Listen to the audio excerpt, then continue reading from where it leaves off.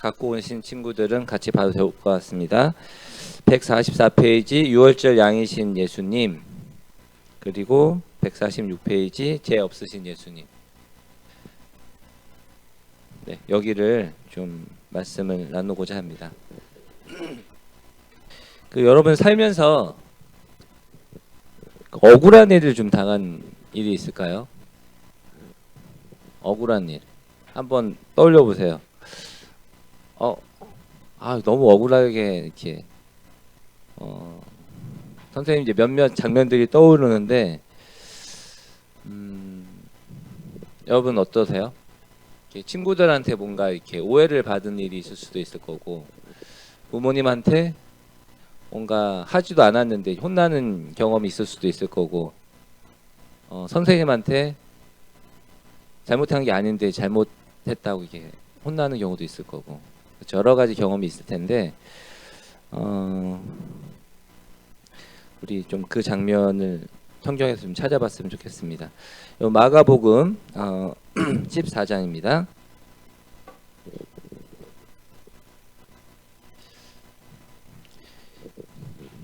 그 교재에도 나와 있어서 거기를 보셔도 좋을 것 같아요. 마가복음 14장 55절에서 59절입니다.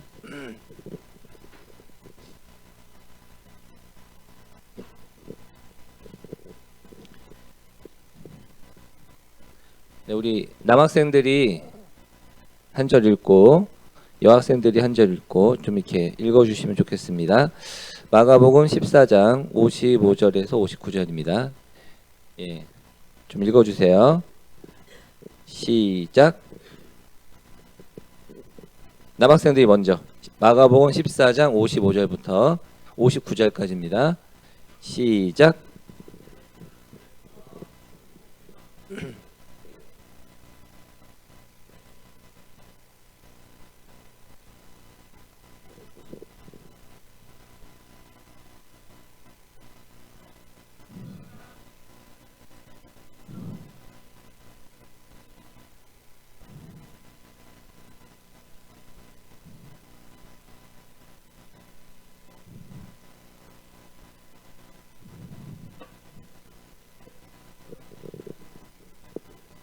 네, 이 장면이 이제 어떤 장면이냐면, 이제 예수님이 대제사장의 그 무리들에게 잡혀가지고 쉽게 말해서 이제 법정에 쓴 거예요.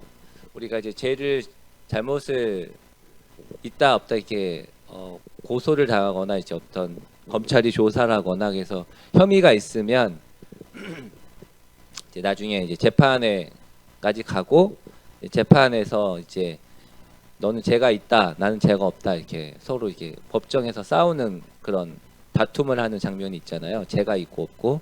지금 그 장면이라고 생각을 하시면 됩니다. 예수님이 대제사장의 무리에게 잡혀와서 이 사내들이라고 할까요? 이 법정에서 서 있는 그런 장면인 거예요. 그래서 사람들이 너는 이러이러한 죄가 있다라고 계속해서 이제 이야기를 하고 있는 그런 장면인 거죠. 근데 그 증언들이 서로 일치하지 못했다, 이제 그런 내용이 되겠습니다.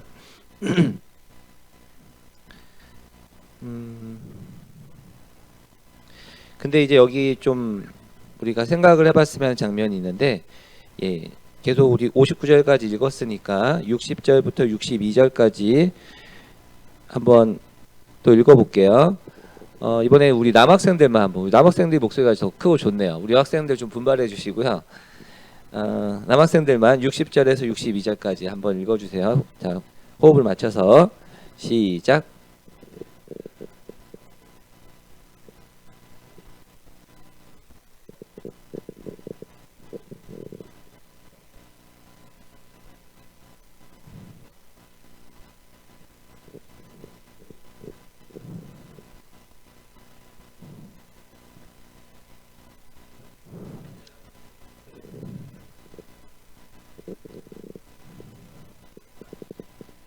네. 근데 이제 여기서 우리가 확인할 수 있지만, 여러 이제 너가 죄가 있지 않냐라고 얘기하는데, 예수님께서는 아무 대답도 하지 않으시는 거죠. 자, 여러분 이걸 좀 우리가 생각하기 어려운데, 여러분 이제 억울한 일을 여러분 아까 선생님이 처음에 당해본 적이 있냐라고 물어봤는데 선생님도 이제 그런 장면을 보면은 생각을 다시 회상을 해보면 이거 내가 한 게 아니다. 이건 내가 이렇게 그렇게 한 게 아니다. 이렇게 뭔가 우리가 변명을 하거나 어떤 그런 대답을 하게 돼 있죠. 사람이 억울하게 누명을 당하게 되면은 그거에 대해서 이렇게 당연히 항변을 하게 돼 있는 거예요. 내가 잘못한 게 아니다. 이제 저희 집에서도 이제 저희 자녀들하고 이제 얘기를 하다가 선생님이 이제 뭐 이렇게 막 혼날 때가 있어. 그러면은 약간 본인이 잘못한 게 맞으면 약간 움찔하면서 내가 잘못했구나 이렇게 하는데, 선생님이 이렇게 너 이거 네가 이거 누가 뭐 깨트렸어, 누가 어질렀어 막 이렇게 하면서 혼낼 때 본인이 한 게 아니면 난 내가 한 거 아니라고 막 이렇게 아주 당당하게 이렇게 항변하는 거죠. 내가 한 거 아니니까. 이렇게 그런 것처럼 우리는 누군가가 이렇게 너 죄 있지, 죄 잘못이 있지 얘기했을 때 그렇게 항변하게 되어 있습니다. 그런데 예수님께서는 아무 대답도 하지 않으시는 거죠. 왜 그랬을까요? 왜 예수님은 아무 대답도 하지 않고 가만히 듣고만 있었을까요? 예수님이 죄 없으신 유월절 어린 양이신 예수님께서 걸어가셔야 될 길이 있기 때문에 이 모든 것들을 그냥 참으신 게 아닌가 그런 생각이 들고, 거기서 예수님께서 조목조목 반박하면서 이러이런 나는 죄를 저지르지 않았고 이렇게 얘기하는 것이 상상을 해보면은 이게 하나님의 뜻이 아니겠구나. 하나님은 이 모든 예수님께서 이 모든 수욕을 감당하시고 그것을 짊어지고 가는 것이 하나님의 뜻이었겠다라는 생각을 좀 하게 됩니다. 그런데 이제 제 제사장이 한 가지 질문을 해요. 아무 대답도 하지 않는데 대제사장이 그에게 내가 하나님의 아들 예수 그리스도냐 이렇게 질문을 하니까 예수님이 그 질문에 대해서는 답을 하십니다. 내가 그니라.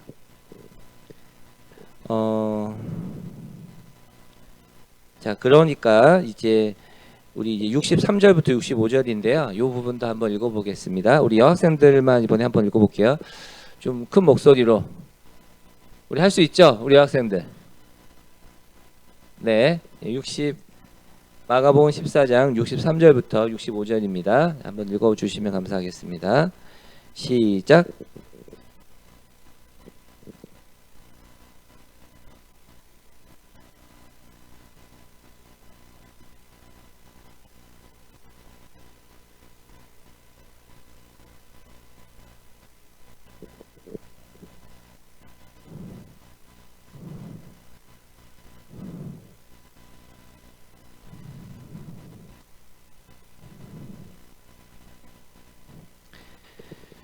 네, 그러니까 이제 이것이 신성 모독이다. 너는 너가 어떻게 하나님의 아들이냐 이러면서 이제 예수님을 모욕하고 침뱉고 정죄하고 이제 정죄를 하게 되는 것입니다.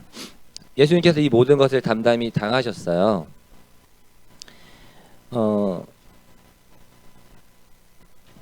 유월절 어린 양으로서 예수님은 이 모든 것을 당해 주신 것입니다. 이거랑 비슷한 장면이 조금 아브라함이 이제 이삭을 아주 늦은 나이에 얻어가지고 기뻐하는데 하나님이 이삭을 바치라고 한단 말이에요. 그래서 아브라함이 이제 이삭을 데리고 이제 제사를 드리기에 올라가죠. 이삭은 아무것도 몰랐는데 나중에 보니까 아브라함이 이삭을 어린 양으로 이렇게 직접 이렇게 제물로 드리기 위해서 이렇게 데리고 가고 산에 데리고 가서 묻게 되죠. 그래서 어린 양으로 죽을 수밖에 없는 그 상황을 이삭은 이제 꽁꽁 묶임을 당해가지고 당하게 됩니다. 우리 양의 그 특징을 보면 우리가 제물로 이렇게 드리거든요. 그러니까 우리가 죄를 지었을 때 양을 대신 죽여서 우리의 죄를 양에게 옮기고 제물로 드리게 되는데, 그 양의 모습을 보면은 양이 막 저항하지 않잖아요. 그냥 묶여가지고 그냥 제물로 바쳐지기까지 양은 그냥 순순히 당하는 것입니다. 지금 다 같은 장면이라고 생각이 들어요. 예수님께서 지금 정죄를 받고 제사를 지금 법정에 서서 죄 없으신데 너는 죄인이라고 이렇게 당할 때에 예수님께서는 아무 말씀도 하지 않으시고 그 모든 것을 순순히 당하시는 거죠. 왜냐하면 하나님의 어린 양이시기 때문에 우리의 죄를 짊어지고 우리의 죄를 다 갚아주시기 위해서 예수님은 어린 양으로서 이 모든 것들을 당해주신 것입니다. 너무나 억울하고 그런 상황에서도 그렇게 하신 거죠. 조금 다른 구절이 하나 있는데 여러분 베드로 전서 2장 19절 좀 찾아주실래요? 네, 이 부분을 한번 읽어보겠습니다. 애매히 고난을 받아도 하나님을 생각함으로 슬픔을 참으면 이는 아름다우나 죄가 있어 매를 맞고 참으면 무슨 칭찬이 있으리요. 오직 선을 행함으로 고난을 받고 참으면 이는 하나님 앞에 아름다우니라. 이를 위하여 너희가 부르심을 입었으니 그리스도도 너희를 위하여 고난을 받으사 너희에게 본을 끼쳐 그 자취를 따라오게 하려 하셨느니라. 그 지금 성경에 따라서 여기가 애매히라고 되어 있는데 어느 성경에서는 부당하게라고 되어 있어요. 부당하게 고난을 받아도 하나님을 생각함으로 슬픔을 참으면 이는 아름다우나.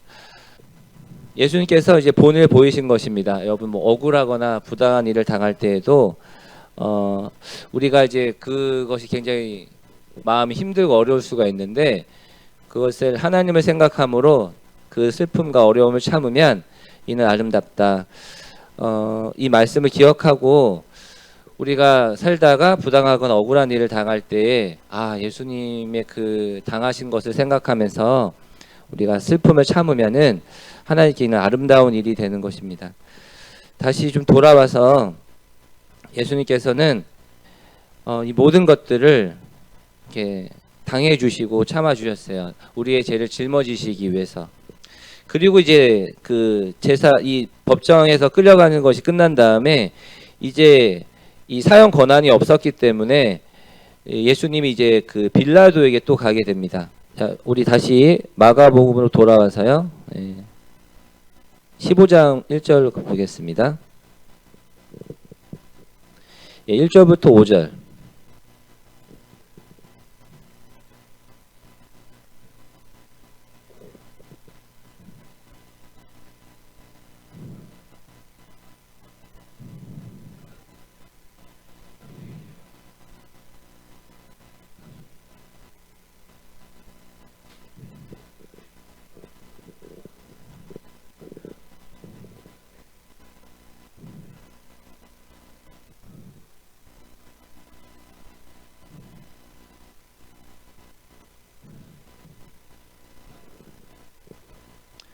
네, 여기서도 우리가 앞에서 그 사내들인 공회에서 했던 거랑 공회에서 했던 거랑 유사한 장면이 있는데 얼마나 많은 것으로 너를 고소하는가 보라 이렇게 빌라도가 이야기해요. 지금 성경에서는 그 내용이 다 나와 있지 않지만 굉장히 많은 것으로 예수를 고소하고 있는 거죠. 죄가 있다라고. 근데 5절에 보시면은 아무 말씀도 거기에 대해서 대응하지 않으시는 겁니다. 잠잠히 이 모든 것들을 당해주고 계시는 거예요. 근데 2절에 보면은 딱 한 가지에 대해서 예수님이 답을 하십니다. 내가 유대인의 왕이냐? 예수께서 대답하여 가라사대 내 말이 옳도다. 그 자신을 고소하는 말에 대해서는 한 말씀도 하지 않으시고 대응하지 않으셨지만 네가 예수 그리스도냐는 대제사장의 질문과 내가 유대인의 왕이냐는 빌라도의 질문에는 그 말이 옳다, 내가 그다라는 답변을 하시는 거죠.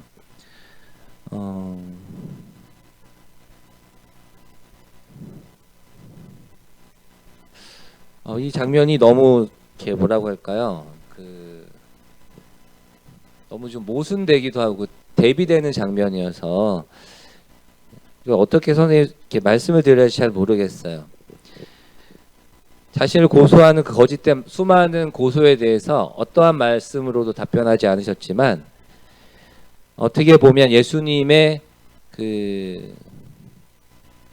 예수님이 어떤 분이신지에 묻는, 정말 그들이 그걸 알고 싶어서 질문하는 건 아닌 것 같긴 하지만 예수님이 누구신지에 대한 묻는 본질적인 질문에 대해서는 예수님께서 답변을 해 주십니다.